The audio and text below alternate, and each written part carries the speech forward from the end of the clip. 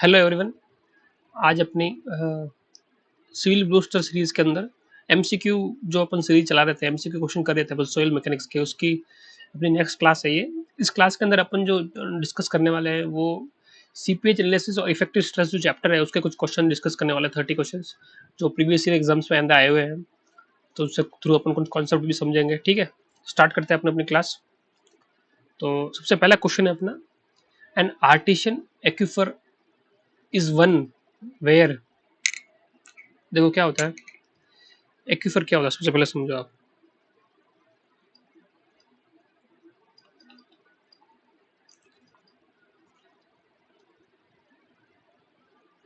एक्वे plus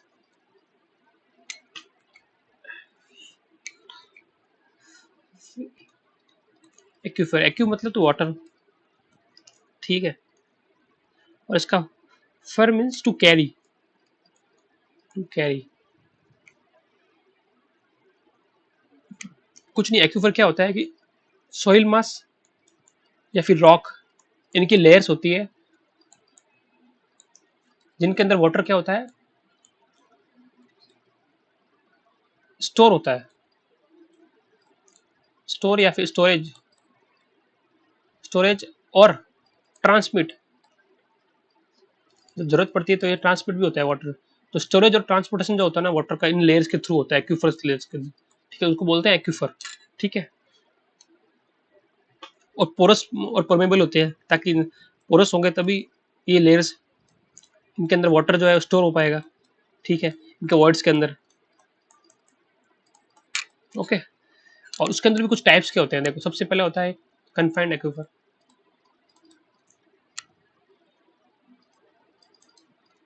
confined aquifer क्या होता है, ये दो लेयर्स के बीच में सैंडविच टाइप होता है, मतलब दो इम्परवियस लेयर होती है ना, उनके बीच में होता है।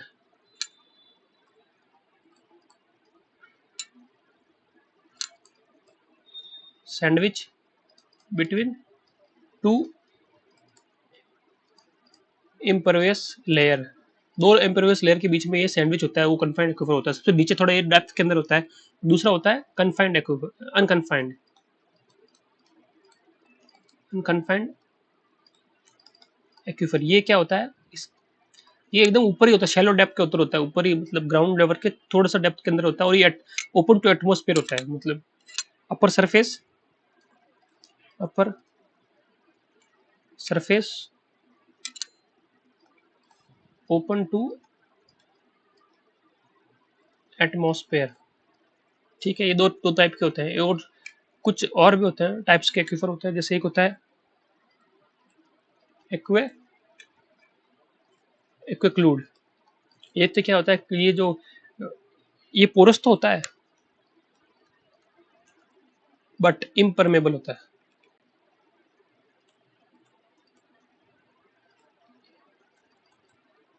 मतलब क्ले, जैसे कि ये इसके अंदर पानी स्टोर तो होगा पर ये ट्रांसमिट नहीं कर पाएगा। ठीक है, तो ये पानी स्टोर ही होता है। क्ले के अंदर पार्टिकल्स बहुत छोटे छोटे होते हैं, बहुत वॉइड बहुत छोटे छोटे होते हैं, उनके अंदर पानी स्टोर तो हो जाएगा पर ये आगे ट्रांसमिट नहीं कर पाएगा। ठीक है, परमेबिलिटी बहुत कम होती है ना कि किसी एक क्लूड, तो वो हो गई। दूसरा एक और टाइप होता है एक्वा एक्वाटार्ट, एक्वाटार्ड, TARD। ठीक है, ये क्या होता है, ये अलाउ वेरी स्लो, एक सेकेंड, स्लो मूवमेंट। इनके अंदर से पानी का मूवमेंट जो होता है बहुत स्लो होता है, मतलब कम परमेबल होते हैं पर लेस परमेबल एक्विफ्लूड। एक्विफ्लूड से भी लेस होते हैं। और एक होता है एक्विफ्यूज। एक्विफ्यूज मतलब ये फ्यूज है इसका, तो इसका तो मीटर, इसका तो 32 फ्यूज है। मतलब ये ना तो परमेबल होता है ना पोरस होता है, नाइदर पोरस नॉर परमेबल। ठीक है, तो ये कुछ, ये तो 3 टाइप के होते हैं और ये 2 टाइप के एक्विफर और होते हैं। ठीक है, अब आपको बता दिया। अब जब क्या पूछा आपने क्वेश्चन, आर्टिशियन एक्विफर। जो ये अपना कन्फाइंड एक्विफर है ना, उसको एक और नाम देते हैं आर्टिशियन, आर्टिशियन एक्विफर। थोड़ा डेप्थ के अंदर होता है। Artesian aquifer is one where water surface under the ground it the atmosphere pressure, नहीं ऊपर नहीं होता, ऊपर तो ये अनकन्फाइंड हो जाएगा। Water is under pressure between two impervious strata, ये बिल्कुल सही है कि दो इम्परवियस लेयर के बीच में वाटर जो स्टोर होता है उसको बोलते हैं आर्टिशियन एक्वीफर। ठीक है, नेक्स्ट क्वेश्चन पे चलते हैं अपन। Piping, piping in soil occur, piping क्या होता है actually? Quick sand condition type of flow है ये, कंडीशन या फिर पाइपिंग या फिर बॉइलिंग, काफी सारे नाम है। ये क्या टाइप ऑफ फ्लो कंडीशन है? टाइप ऑफ कैसे होती है समझेंगे अभी। फ्लो कंडीशन, ठीक है, ये कोई टाइप ऑफ सैंड नहीं होती है, सैंड का कोई टाइप नहीं है। इसमें क्या होता है जब अपन सॉइल मास होता है ना,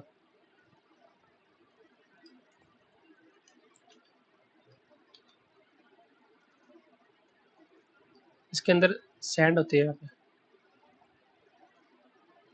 सैंड और यहाँ पे वाटर होता है। अब इसके अंदर अपन अगर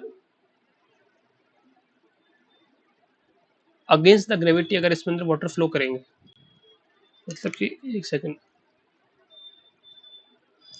मतलब इसका फ्लो होगा जो अपवर्ड डायरेक्शन में होगा पानी का।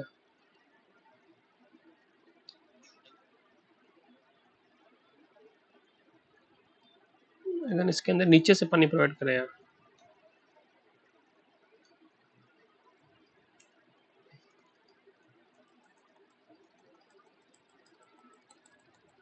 देखो पहले तो आपको जनरली समझा देता हूँ। जैसे एक अपने ग्लास है, ठीक है, उस ग्लास के अंदर अपन पानी ले लेते हैं, पानी के अंदर अपन थोड़ी सी सैंड ऐड करते हैं। ठीक है, तो पहले तो सैंड को यहाँ पे घोलेंगे तो घुल जाएगी और नीचे आके सेडिमेंट हो जाएगी।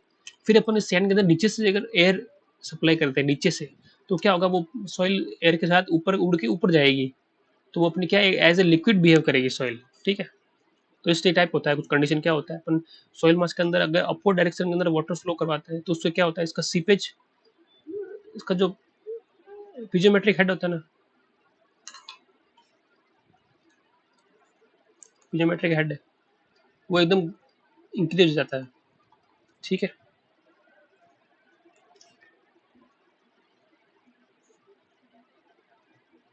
और इफेक्टिव स्ट्रेस होता है ना, कुल मिला के इफेक्टिव स्ट्रेस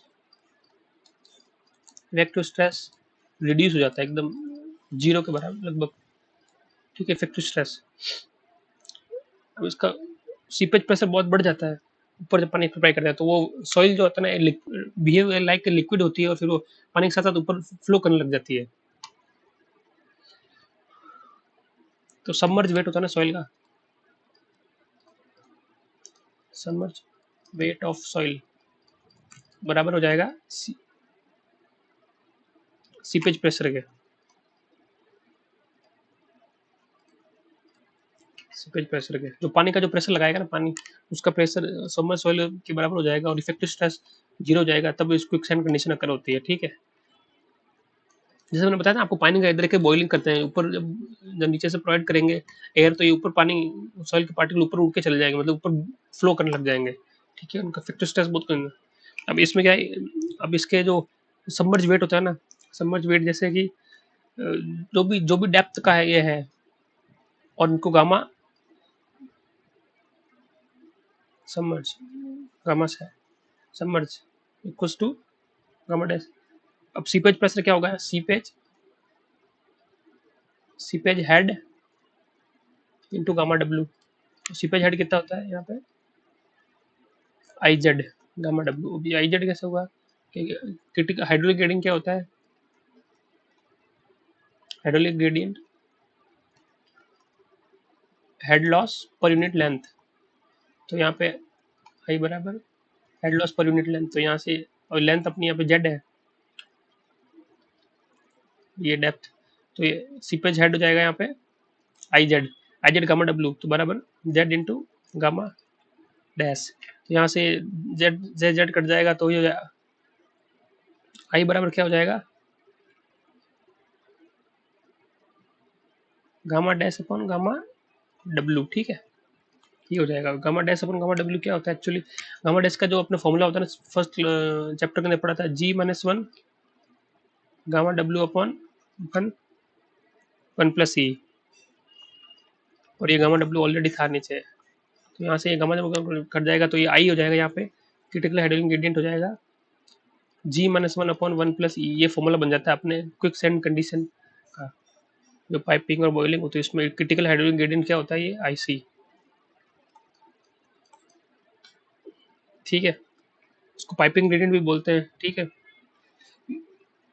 अब अगर क्विक सेंड कंडीशन को अवॉइड करना है तो जो अपना नॉर्मल हाइड्रोजन ग्रेडियंट जो होता है ना, वो इस क्रिटिकल से कम होना चाहिए, ठीक है, तो क्विक सेंड कंडीशन नहीं होगी, ठीक है। अपने पूछा piping in soil occur when effective stress become zero, ठीक है, सी ऑप्शन होगा। और ये फॉर्मूला भी याद रखना, इसके क्वेश्चन भी आगे आएंगे, ठीक है। नेक्स्ट क्वेश्चन कहता है most suitable method for the drainage of fine grain cohesive soil, well point system, vacuum method, deep well method, electro osmosis method. ये क्या पूछ रहा है कि जो कोहेसिव सॉइल होती है ना, उसका उसके अंदर अपन पानी को कैसे ड्रेन करते हैं, जैसे उसका कॉम्पैक्शन या कंसोलिडेशन कैसे होता है, तो इसमें कॉम्पैक्शन कंसोलिडेशन होता है। इस इलेक्ट्रो ऑस्मोसिस मेथड कुछ नहीं, एक मेथड होता है इलेक्ट्रो, इसके अंदर क्या सॉइल मास के अंदर से अपन इलेक्ट्रिक करंट प्रोवाइड करते हैं कैथोड कैथोड से एनोड की तरफ, तो उसमें से क्या वाटर सीप हो जाता है, ड्रेन हो जाता है, और कोई सोइल के अंदर से क्या ड्रेनेज निकल जाता है। तो एक तरीके का मेथड होता है ये, तो आप इसको रिमेम्बर रखना है, याद करना है। इलेक्ट्रोऑस्मोसिस मेथड से अपने को मोस्ट सुटेबल मेथड होता है ये, जिससे अपन ड्रेन उसके अंदर से पानी जो है, पोर होता है ना, पोर्स, उसके अंदर से पानी अपन उड़ा सकते हैं। इसमें इसमें कैथोड की तरफ एक स्टील ट्यूब, स्टील की अपन पाइप लगाते हैं, और इसमें एनोड की तरफ एक परफोरेटेड जिसके अंदर छेद होते हैं, परफोरेटेड पाइप लगाते हैं, तो दोनों के अंदर से ये इलेक्ट्रिक करंट प्रोवाइड करते हैं, तो पानी जो होता है वो परफोरेटेड पाइप के थ्रू सीप हो जाता है, बाहर निकल जाता है, ठीक है। इलेक्ट्रिक करंट देते हैं इसके अंदर, इलेक्ट्रिक वेव्स के, तो ठीक है, ये वाला मेथड है। Next, to provide safety against piping failure when a factor of safety FOS 5 ले रखा है, what should be the maximum permissible exit gradient for soil, specific gravity दे रखी है और पोरोसिटी दे रखी है। मैं आपको बताया कि जो स्पेसिफिक अभी जो क्रिटिकल हाइड्रोजन ग्रेडियंट बताया ना, वो कितना बताया, G minus one upon one plus E, और अपना FOS होता है ना, फैक्टर ऑफ सेफ्टी, वो होता है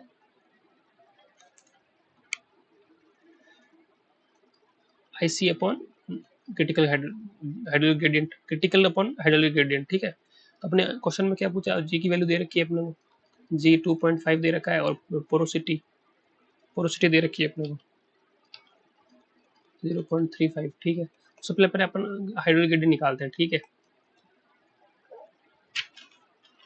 अपना जो क्रिटिकल वाला है ना, सबसे पहले तो अपने को यहाँ पे ई वॉइड रेशियो चाहिए होगा पोरोसिटी से, तो एन इक्वल टू अपने को पता है क्या होता है,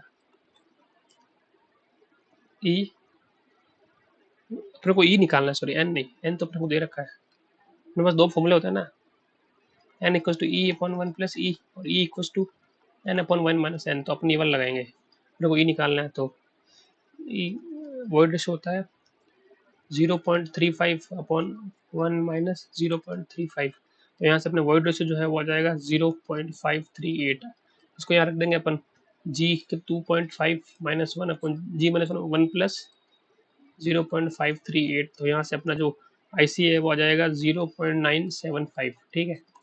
0.975 अपने को मैक्सिमम मैक्सिमम कितना परमिट कर सकते हैं अपन, FOS divide by IC upon IE, तो यहाँ पे फैक्टर ऑफ सेफ्टी 5 दे रखा है, 5 इक्वल टू IC अपने को कितना निकला 0.975 अपॉन ये कितना रखना है, तो ये निकालना है, तो अपन यहाँ से आई आ जाएगा 0.975 डिवाइड बाई 5, यहाँ से अपना IC आ जाएगा 0.195, ये 0.80 ऑप्शन है, ठीक है।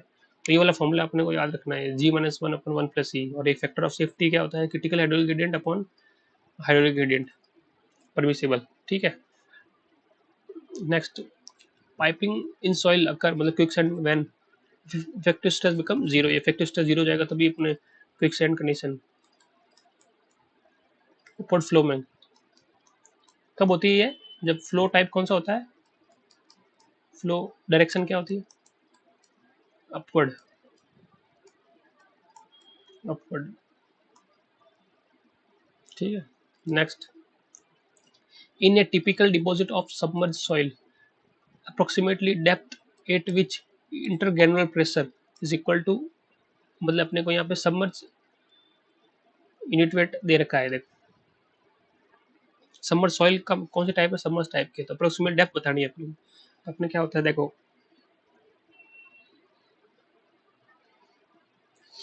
गामा अपने को पता ही, गामा जो सबमर्ज होता है ना, gamma sat minus gamma W, ये तो अपने को पता ही है, ठीक है। अब यहाँ पर गामा सेट अपने को क्या करना पड़ेगा, अज्यूम करना पड़ेगा, जो कि 20 होता है लगभग लगभग, अज्यूम करना पड़ेगा अपने gamma sat 20 kilo newton per metre square, ठीक है। और माइनस गामा डब्ल्यू, ये तो 10 होता ही है, तो यहाँ पे गामा समर्ज ये जो था गामा डैश अपना कितना आ जाएगा, गामा समर्ज अपना आ जाएगा अप्रोक्सीमेट 10 के इक्वल, ठीक है। आपने पूछा इंटरग्रेनुलर प्रेशर, मतलब ये गामा जब सबमर्ज सॉइल दे रखी है तो सबमर्ज यूनिट ये निकालना, समझ यूनिट अपने को मिल गया, इसका क्या वैल्यू होती है, कितनी होता है, जितनी डेप्थ में लग रहा है इनटू गामा इसका हो जाएगा। तो प्रेशर क्या होगा, प्रेशर हेड इनटू, वो अपने को दे रखी है, दे ही रखा है गामा, जो उसकी वैल्यू है ना इंटरग्रेनुलर प्रेशर इक्वल टू 50 दे रखा है, तो 50 इक्वल टू जो भी डेप्थ पे लग रहा है इनटू उसका जो भी गामा सेट है, क्योंकि जेड गामा सेट ही तो होता है इसका, जो तो इंटरग्रेनुलर प्रेशर या जो सबमर्ज यूनिट वेट बोलते हैं, ठीक है। तो 50 इंटू 10 हो गया, तो यहाँ एच कितना हो गया, 5 आ गया, कितने ऐड तक, 5 के ऐड तक, ठीक है। नेक्स्ट होते flow net can be use to determine, देखो फ्लो नेट क्या था, समझो फ्लो नेट, जब जब सीपेज पे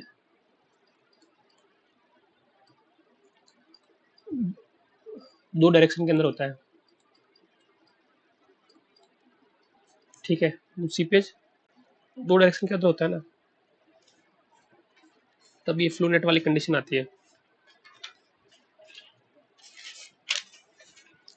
जब सीपेज किसमें होता है, 2D में, 2D में होता है, तब अपन क्या 2D में होता है तो उसको कैसे सॉल्व करते हैं, जब सीपेज 2D में प्लेस होता है तो अपन इसको एनालाइज करते हैं,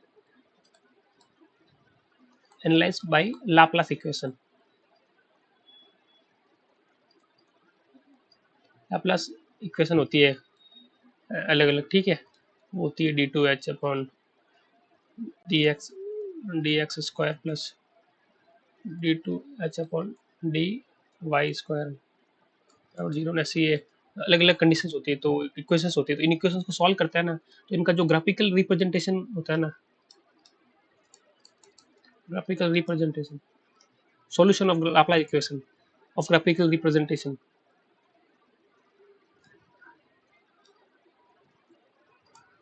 प्रेजेंटेशन, उसको बोलते हैं फ्लो नेट। तो फ्लो नेट क्या हो गया, graphical solution of Laplace equation is flow net. उसके अंदर क्या इक्विपोटेंशियल लाइन और स्टीम लाइन होती है, स्टीम लाइन को बोलते हैं फ्लो लाइंस, ठीक है, कुछ लाइंस होती है।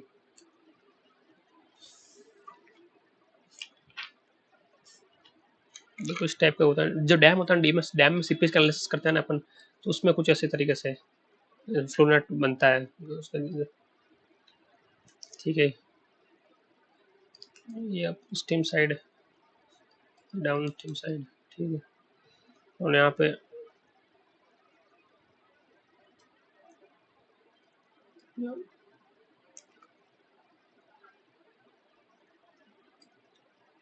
ये तो फ्लो के डायरेक्शन के अंदर है, तो ये हो गया अपस्ट्रीम से डाउनस्ट्रीम टाइम होता है सीपेज, ठीक है। तो यहाँ से ये जो ये फ्लो लाइंस हो गई, और इनके जो परपेंडिकुलर हो गई ना, वो इक्विपोटेंशियल लाइन होगी, ये इक्विपोटेंशियल लाइन, और ये डायरेक्शन ऑफ फ्लो के अंदर होती है फ्लो लाइन, स्टीम लाइन ही बोलते हैं। सबसे ऊपर वाली लाइन जो होती है ना, वो होती है पैट्रिक लाइन,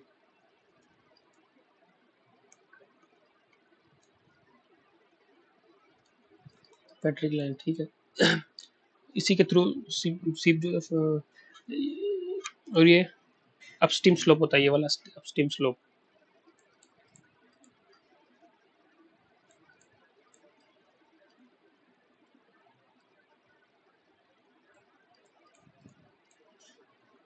ठीक है, इस डायरेक्शन से फ्लो होता है। अलोंग द फ्लो होते हैं ना, वो तो फ्लो लाइन होती है, और परपेंडिकुलर डायरेक्शन जो होती है वो स्टीम लाइन होती है। सबसे ऊपर जो फैक्ट्रिक लाइन होती है, ठीक है।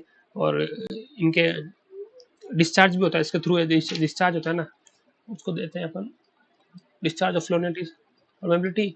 और हेड, पूरा हेड डिफरेंस जो होता है ना अपस्ट्रीम और डाउनस्ट्रीम का, इनटू NF अपॉन ND। ये क्या होता है? Flow equipotential drop, equipotential drop. और ये सॉरी NF अपॉन ND होता है, ND ये होता है इक्विपोटेंशियल ड्रॉप। तो ये हो गया। और NF मतलब फ्लो ड्रॉप, ठीक है, नंबर ऑफ फ्लो चैनल और नंबर ऑफ इक्विपोटेंशियल ड्रॉप, ठीक है। ये होता है, ये होता है number of flow channel. Number of flow channels का होता है NF, जो कि होता है कि फ्लो लाइन कितनी होती है, पूरी फ्लो लाइन -1 होता है। ये फ्लो लाइन काउंट कर लेना, और -1 जो होती है उसने फ्लो चैनल होते हैं। और ये इक्विपोटेंशियल ड्रॉप जो होता है ना, ये भी होता है इक्विपोटेंशियल लाइन -1, ठीक है। फ्लोनेट इस टाइप का होता है। अब क्या बोलते हैं, flow net can be use to determine. अब इस फ्लोनेट से क्या क्या निकाल सकते हैं वो देखो। एक तो अपन डिस्चार्ज निकाल सकते हैं, ठीक है, सीपेज। और एक एग्जिट ग्रेडियंट जो होता है ना आई, वो भी निकाल सकते हैं। और अपलिफ्ट प्रेशर भी निकाल सकते हैं इससे अपन,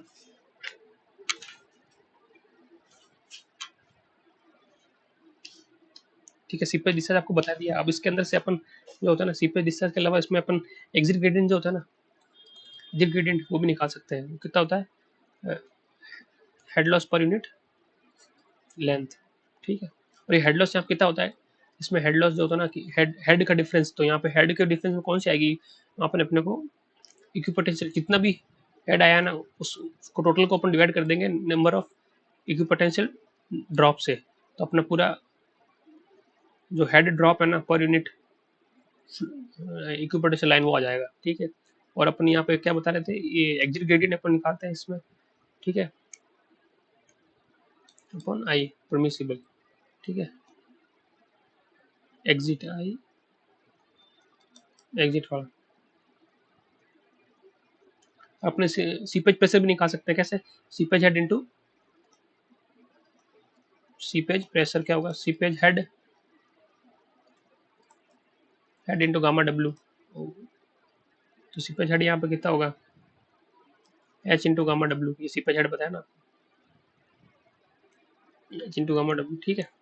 तो अपन फ्लो यूनिट से क्या क्या निकाल सकते हैं, seepage, exit gradient, uplift pressure, ये तीनों निकाल सकते हैं अपन, ठीक है।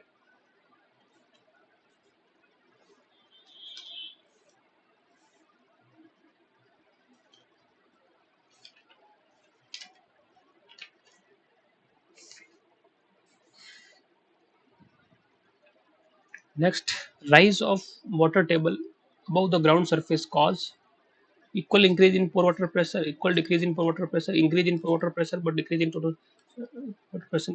देखो क्या होता है, इफेक्टिव स्ट्रेस क्या होता है आप समझो। इफेक्टिव स्ट्रेस टू क्या, टोटल स्ट्रेस माइनस पोर वाटर प्रेशर,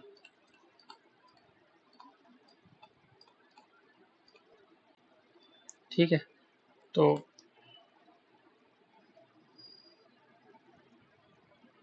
अब ये क्या बोल रहा है, जब रेज ऑफ वाटर टेबल बढ़ा देंगे तो क्या, पोर वाटर प्रेशर बढ़ जाएगा। तो उसी के साथ साथ टोटल स्ट्रेस भी बढ़ जाएगा। तो टोटल इफेक्टिव स्ट्रेस पे तो कोई इफेक्ट पड़ेगा ही नहीं। तो ये तो equal increase in water pressure and total stress, ये अपना आंसर ये हो जाएगा ना। जब जब अपन वाटर टेबल राइज कर देंगे ग्राउंड सरफेस के ऊपर, तो उससे इफेक्टिव स्ट्रेस इक्वली रहेगा, क्योंकि उसके अंदर पोर वाटर प्रेशर और टोटल स्ट्रेस दोनों बराबर हो जाएंगे, क्योंकि आपको पता है, ठीक है। तो ओवरऑल टोटल स्ट्रेस बढ़ जाएगा, पोर वाटर प्रेशर बढ़ेगा तो, ठीक है। इन ए saturated soil deposit have a density of 22 meter cube, effective normal stress on horizontal plane at 5 meter depth will be। अपने को क्या दे रखी है, गामा दे रखा है, ये देखो 22 kilo newton per metre cube, ठीक है। अपने को, ठीक है। इफेक्टिव स्ट्रेस अब क्या बताया आपको, इफेक्टिव स्ट्रेस बराबर टोटल स्ट्रेस माइनस पोर water pressure.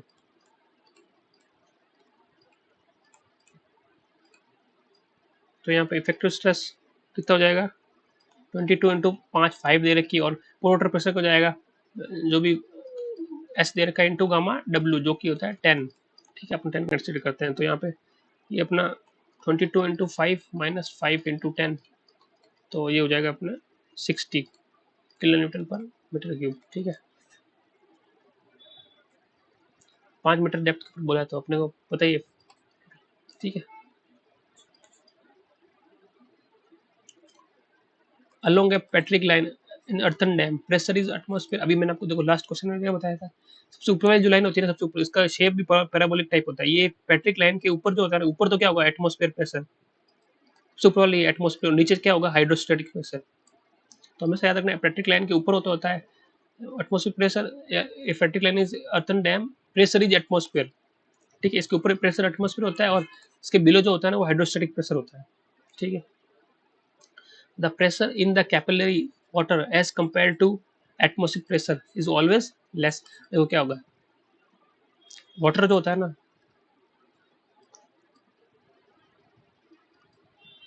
High energy energy head से लो एनर्जी हेड की तरफ जाता है। तो एटमॉस्फेयर में तो हाई एनर्जी हेड होता है, और कैपिलरी में लो होता है। तो क्या होता है कि ये pressure in capillary water as compare to atmospheric pressure, अब ये कैपिलरीज के थ्रू वाटर है ना रेस कर रहा है, तो मतलब ये वाटर जो है लो प्रेशर जोन की तरह जा रहा है, मतलब कैपिलरी के अंदर पानी जो होता है वो लेस होता है, कैपिलरी के अंदर प्रेशर लेस होता है पानी का, सॉरी, ठीक है।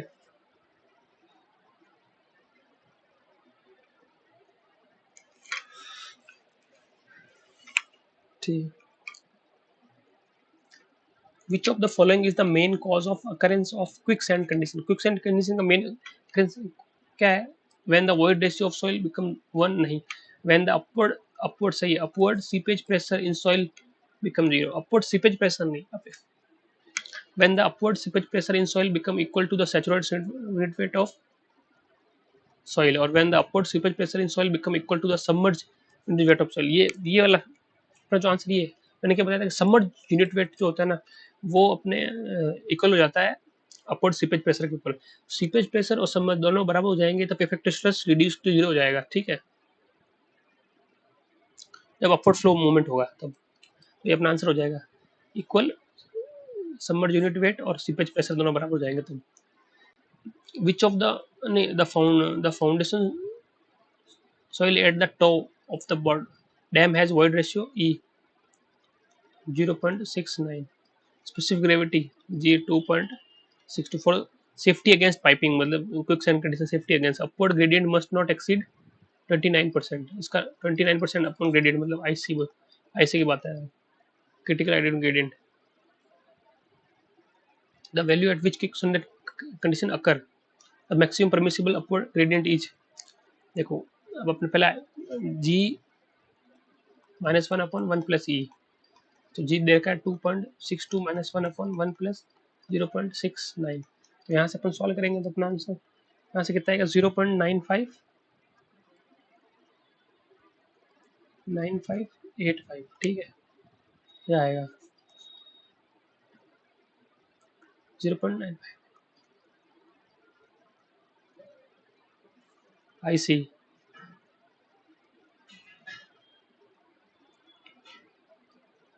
ठीक है, तो अपने को क्या पूछा क्वेश्चन के अंदर, क्या दिया है, for safety against piping the upward gradient must not exceed 29%, जो तो इसका जो 29% है उससे ज़्यादा एक्सीड नहीं होना चाहिए, तो अपने परमिशन क्या हो जाएगा इतना, उसका 29% तो हो जाएगा, तो 0.98585 इंटू इसका 29%,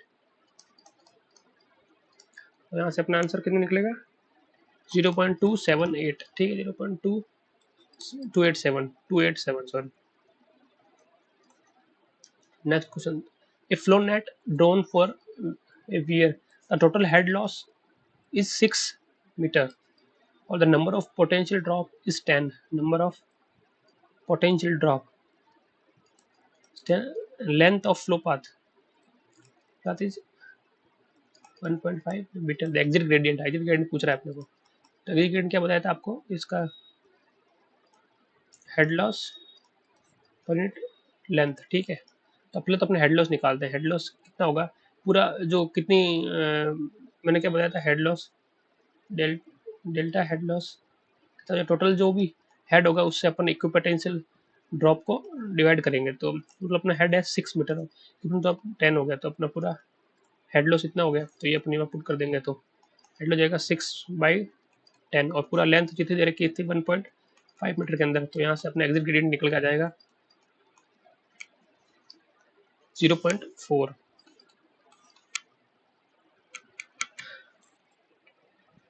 ठीक है, next the critical hydrogen gradient IC. बताया था ना आईसी क्या होता है, G-1/1 + E. सी ऑप्शन दे रहे, आईसी बराबर G-1/1 + E. कैसे निकला ये हो गया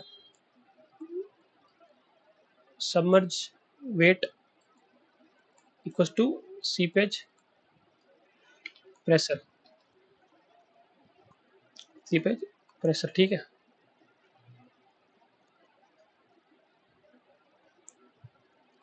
gamma dash into Z equals to gamma W into Z. ठीक है, यहाँ पे जेड होता है, आई जेड होता है यहाँ का. तो यहीं से निकला था अपना आंसर. जेड जेड यहाँ से कैंसिल हो गया था. Gamma dash I Z equals to gamma W and Z. Z से डेट कैंसिल, तो आई क्या आ गया था, gamma dash upon gamma W. फिर यहाँ गामा डैश को अपन G-1/1 + E गामा डब्ल्यू, और ये नीचे गामा डब्ल्यू ऑलरेडी था, तो गामा डब्ल्यू गामा कट गया, तो G-1/1 + E आ गया था ये. ठीक है, अपना पहले आपको सॉल्व करके बताया था. ठीक, for 2 dimensional flow through a constant head permeameter the flow net will not alter. Flow net कब चेंज होगा, जब बाउंड्री कंडीशन चेंज होगी. एक फिक्स बाउंड्री कंडीशन एक फ्लो पाथ के लिए सेम होता है जितना डिस्चार्ज होगा. तो फ्लो नेट जो होता है ना, जब उसके पैरामीटर लेंथ के पैरामीटर चेंज करेंगे, मतलब उसकी बाउंड्री कंडीशन जब अपन अल्टर करेंगे, तभी उसको फ्लो नेट जो होता है वो चेंज होता है. एक फ्लो नेट फिक्स होता है, एक टाइप की जो सीपेज लेंथ होते हैं ना पर उसके. तो यहाँ पे परमिटिविटी पे डिपेंड नहीं करता है वो डायरेक्शन ऑफ किसी भी डायरेक्शन भी रिवर्स कर देंगे तब भी डिपेंड नहीं करता, ना ही डिस्चार्ज पर डिपेंड करता है. सिर्फ वो बाउंड्री कंडीशन के ऊपर डिपेंड करता है फ्लो नेट. ठीक है, the permeability of sand in horizontal and vertical direction this they रखा है. सैंड के अंदर दो है, वर्टिकल के वर्टिकल 3 × 10⁻⁸ सेंटीमीटर पर सेकेंड, और हॉरिजॉन्टल में कितना दे रखा है 1 × 10⁻⁸ सेंटीमीटर पर सेकेंड. ठीक है, और क्ले के अंदर कितना दे रखा है, परमेबिलिटी इन क्ले के हॉरिजॉन्टल बराबर 9 × 10⁻⁷ और के वर्टिकली 3 × 10⁻⁹ दोनों सेंटीमीटर पर सेकेंड में दे रखे. Then avoid the ratio of seepage loss per metre length of dam sand to clay. Sand to clay क्या होता है, सीपेज लॉस का बोल रहा है, सीपेज लॉस का रेशियो पूछ रहा है देखो ये. ठीक है, तो अपन तो पहले के इक्विवेलेंट निकाल लेते हैं. ठीक है, इन दोनों का के इक्विवेलेंट क्या होगा, under root of vertical into under horizontal. ठीक है, उन दोनों को निकालेंगे तो अपना आंसर आएगा √3 × 10⁻⁸ सेंटीमीटर पर सेकेंड. और अगर इनका निकालेंगे क्ले का, ठीक है, तो क्ले का भी ऐसे निकालेंगे, के इक्विवेलेंट बराबर अंडर रूट ऑफ के एच इंटू के. तो यहाँ पे अपना जो हो जाएगा कितना आ जाएगा, यहाँ पे डायरेक्ट आंसर बताता हूँ आपको. 3 √3 × 10⁻⁸ सेंटीमीटर पर सेकेंड. अब देखो जो डिस्चार्ज होता है ना, seepage loss per metre length, seepage loss per metre length पूछ रहा है अपने को, मतलब ये डिस्चार्ज की बात कर रहे हैं. ठीक है, डिस्चार्ज मैंने आपको बताया था क्या होता है. डिस्चार्ज फ्लो नेट के थ्रू डिस्चार्ज क्या होता है, परमेबिलिटी हेड और उसके क्या होता है नंबर ऑफ इक्विपोटेंशियल ड्रॉप, नहीं flow, number of flow channel और number of equipotential drop, N D होता है, एफ डी। ऊपर एफ आएगा, नीचे ऊपर तो आएगा नंबर ऑफ फ्लो चैनल और नीचे आएगा नंबर ऑफ इक्विपोटेंशियल ड्रॉप। ठीक है, तो अब यहाँ पे देखो ये अपना जो seepage loss per metre length, मतलब ये डिस्चार्ज पूछ रहा है अपने को, डिस्चार्ज किसके प्रोपोर्शनल हुआ, ये N F on N D के और इसके परमेबिलिटी के। ठीक है,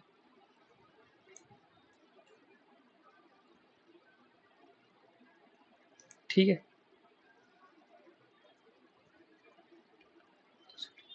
permeability of sand is vertical direction and ratio of seepage per metre length पूछ रहा है, दोनों की लेंथ सेम दे रखी, तो अपने को यहाँ पे जो ये तो दोनों N F one N D तो वन हो जाएगा दोनों, क्योंकि वन दे रखा है, तो अपन डायरेक्ट परमेबिलिटी के पोर्शन हो जाएगा दोस्तों लिस्ट।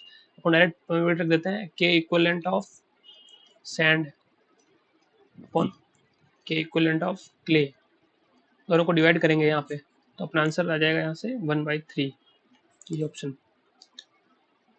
ठीक है, next, what will be the ratio of quantity of seepage per meter length in sand to clay layer if potential drop and flow lines are equal for the same thickness, if k is this and 9 is this। ठीक है, फिर से वही question यहाँ पे क्या पूछ रहा है, देखो सीपेज पर मीटर लेंथ मतलब डिस्चार्ज होता है ना सीपेज,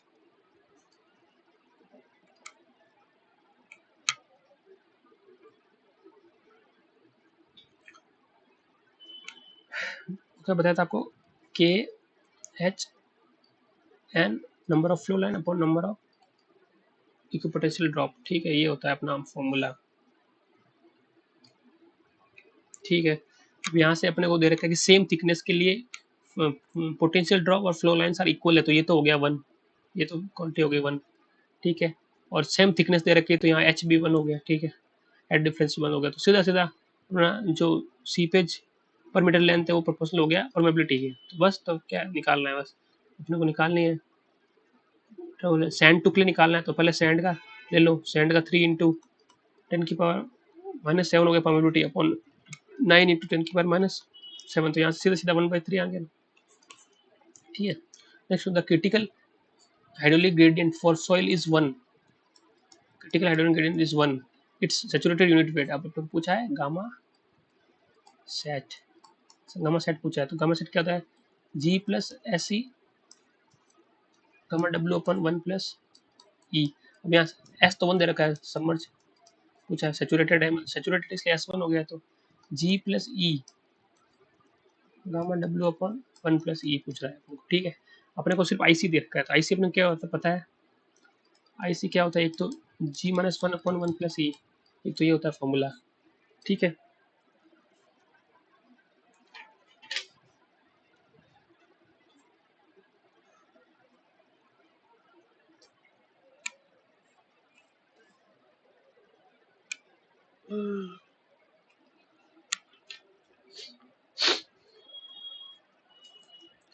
अपने को यहाँ पे देखो अज्यूम करना पड़ेगा, यहाँ पे जी दे नहीं रखा ना अपने को, तो यहाँ पे जो ये अपन स्पेसिफिक ग्रेविटी उसको अज्यूम करना पड़ेगा, जी अपन अज्यूम कर दिया 2.67।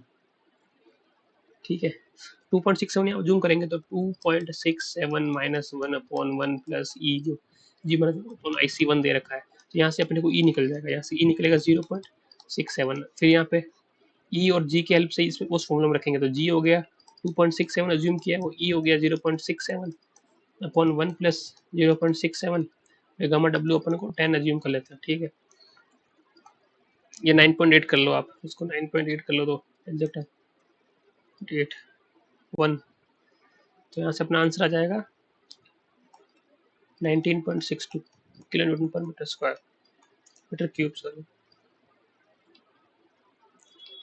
यूनिट वेट है ना, तो इसलिए मीटर क्यूब में, मास पर वॉल्यूम, तो ये 19.62 आ जाएगा अपना। इसमें अपने को बस ये जो स्पेसिफिक ग्रेविटी है उसको अज्यूम करना था। ठीक है, 2.67। नेक्स्ट क्वेश्चन क्या है, a flow net is use to determine seepage flow seepage pressure, exit gradient, all of the भी आपको बताया था लास्ट क्वेश्चन के अंदर कि फ्लोरेट का यूज करते हैं अपन seepage flow, seepage pressure, exit gradient निकालने के लिए। परमेबिलिटी अपन इससे नहीं निकालते डायरेक्टली, ठीक है। The capillary rise in clay is usually between, clay के अंदर कैपिलरी जो राइज होता है वो 1 से 10 मीटर के बीच में होता है। ये रिमेंबर, आपको याद रखना है इसको, ये डेटा है, ठीक है। The phreatic line in case of earthen dam में be follow elliptical path, parabolic path, hyperbolic path, circular path. ये देखो, जो फ्लोनेट के अंदर सबसे ऊपर वाली लाइन होती है ना, वो होती है पैट्रिक लाइन, ठीक है।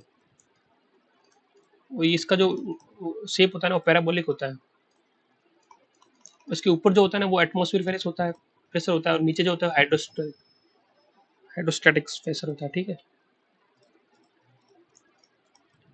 स्टैटिक प्रेशर, ठीक है। इसमें 3 ही सवाल आते हैं, या तो ऊपर कौन से पैट्रिक लाइन के ऊपर कौन सा प्रेशर होता है, एटमॉस्फेयर प्रेशर, नीचे हाइड्रोस्टैटिक प्रेशर, और इसका जो शेप होता है वो पैराबोलिक शेप होता है। सबसे ऊपर वाली लाइन होती है फ्लोनेट की, ठीक है। सबसे ऊपर वाली ये फ्लो लाइन ही हुई ना इस डायरेक्शन में, ठीक है। A sand deposit has an porosity 375 and specific gravity g 2.6। The critical hydraulic gradient ये पूछ रहा है अपने को, ये कितना होगा। तो पहले तो अपने को E दे रखा है, तो यहाँ पे E निकालना है, जी n दे रखा है, तो E क्या हो जाएगा, n अपॉन 1 माइनस n। और एक फॉर्मूला होता है E अपॉन 1 प्लस E होता है, ठीक है। तो अपने को ये वाला लगाना है। तो इसमें n दे रखा है 0.375 अपॉन 1 माइनस 0.375। तो यहाँ से निकालेंगे तो E आ जाएगा अपने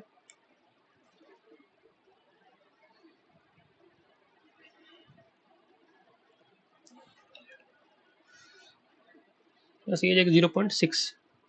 अब यहाँ से आई सी निकाल देंगे अपन, तो आई सी क्या हुआ, जी 2 पॉइंट, जी माइनस वन अपन 1 प्लस ई होता है ना, जी माइनस वन अपन 1 प्लस ई, तो जी तो 2.6 माइनस वन अपन 1 प्लस 0.6। तो यहाँ से अपना आंसर आ जाएगा 0.8856, ठीक है। नहीं, यहाँ से अपना आंसर 1 हो जाएगा, ठीक, सॉरी, यहाँ से अपना आंसर जो है वो सॉल्व करेंगे ना, उसका आंसर हो जाएगा 1, ठीक है। नेक्स्ट क्वेश्चन चलते हैं। The hydraulic head that would produce a quick sand condition in a stratum of thickness दे रखी है इतना, specific gravity 2.65 and void ratio 6 point, तो ठीक है। तो यहाँ पे जी अपने को दे रखा है 2.67, वॉइड रेशियो 0.67, और थिकनेस दे रखी है अपने को 1.5 मीटर। अपना हाइड्रोलिक हेड, अपने को हाइड्रोलिक हेड निकालना है, ठीक है। तो हाइड्रोलिक हेड देखो, हाइड्रोलिक ग्रेडियंट क्या होता है,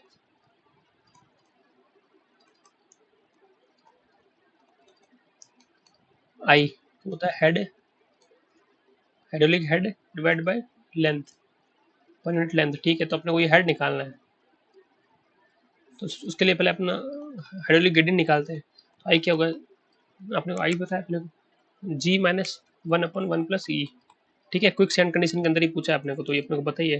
तो जी अपने को 2.67 माइनस 1/1 प्लस ई 0.67। यहाँ से आंसर आ जाएगा अपना, जो आई निकलेगा वो निकलेगा 1, ठीक है। अपने को 1 equal to head loss, head upon length, length कितनी रखी है 1.5,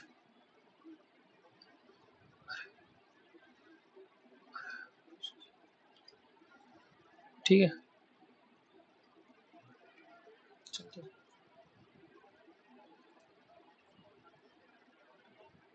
तो क्लियर हो गया था, दिखा देता हूँ वापस आपको।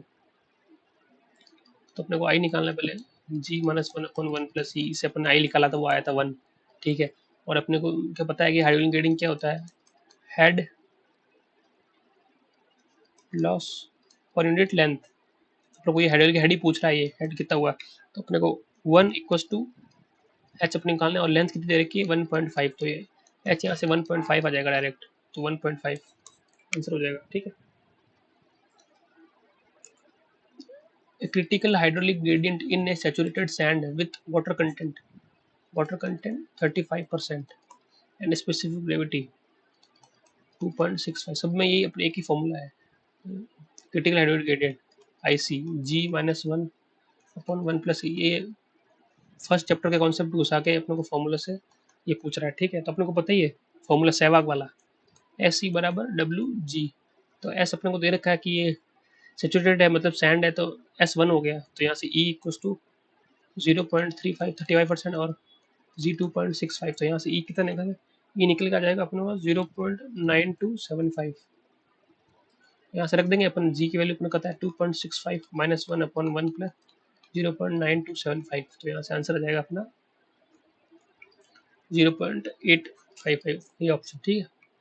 Next question, the configuration of flow net depends on boundary condition. आपको पता था लास्ट क्वेश्चन, बाउंड्री कंडीशन जब चेंज होगी तभी फ्लो नेट चेंज होगा, जब उसके लेंथ पैरामीटर चेंज होंगे, मतलब वो एक फिक्स बाउंड्री कंडीशन है, तभी उसका जो फ्लो नेट होगा वो चेंज होगा, ठीक है।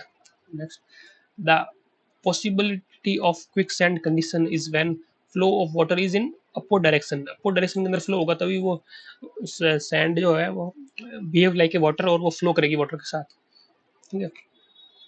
Next, the critical gradient of seepage pressure through a permeable soil is.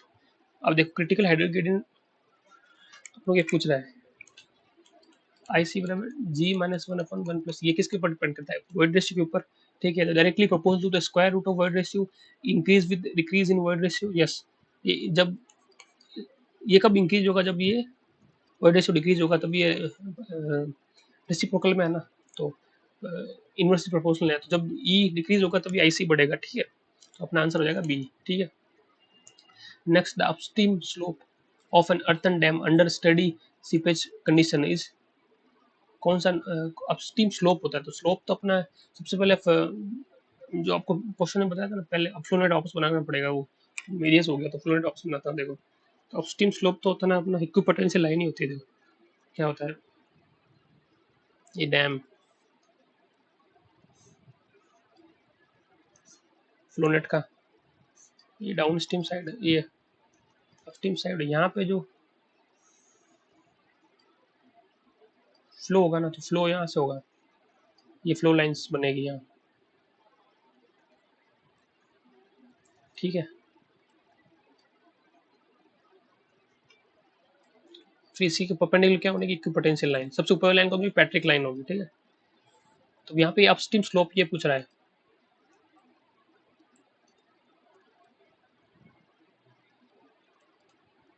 Steam slope तो इक्विपोटेंशियल लाइन ही हुई ना, इक्विपोटेंशियल लाइन जो फ्लोनेट के परपेंडिकुलर होती है, और फ्लोनेट जो फ्लो लाइन के परपेंडिकुलर होती है, तो ये सबसे पहली वाली जो इक्विपोटेंशियल लाइन होगी वही होगी अपना स्टीम स्लोप, ठीक है। नेक्स्ट क्या, in flow net the discharge is inversely proportional to the, discharge होता है, डिस्चार्ज आपको बताया था, डिस्चार्ज थ्रू फ्लो नेट क्या होता है, permeability head into flow line upon number of flow channel upon number of equipotential drop. तो अभी ये पूछना है इनवर्सली प्रोपोर्शनल किसके होता है, नंबर ऑफ इक्विपोटेंशियल ड्रॉप, तो नंबर ऑफ इक्विपोटेंशियल ड्रॉप के इनवर्सली प्रोपोर्शनल होता है ये।